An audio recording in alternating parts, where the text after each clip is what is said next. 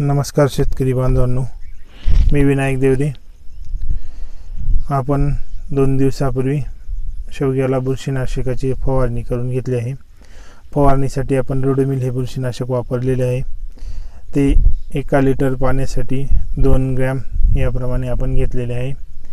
त्याचे प्रमाण आपल्याला व्यवस्थित ठेवण्यासाठी आपण बादलीमध्ये 3 लिटर पाणी घेतलेले आहे आणि 3 लिटर पाण्यामध्ये 2 50-50 ग्रॅमच्या पुड्या टाकून त्या व्यवस्थित हलवून घेतल्या व त्यानंतर 1 लिटर पाणी एका पंपासाठी आपण घेतले.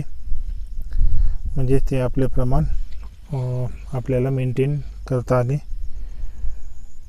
1 लिटरसाठी 2 ग्रॅम याप्रमाणे. आपण शेवगा कट केल्यानंतर त्याला आळीसाठी प्रोक्लेम 1 लिटरसाठी अर्धा ग्रॅम या प्रमाणात आधी घेतलेले होते. आता थोडे डाग दिसत होते काडीवर, फुटव्यांच्या काडीवर. त्यासाठी आपण रोडोमिलचा स्प्रे करून घेत आहोत. आपला हा प्लॉट 2018 साली लागवड केलेला प्लॉट आहे.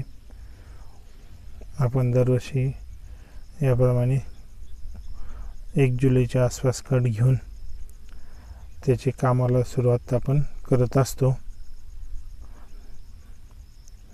आता बाग निंदून झाल्यानंतर आता त्याला आपण शेणखत लावून घेणार आहोत. शेणखत बरोबर सुपर फॉस्फेट आणि 10-26-26 पण आपण त्याला शेणखताबरोबर टाकून घेणार आहोत. फुटवे आता अर्धा पाऊण 1 फूट असे फुटवे झालेले आहेत.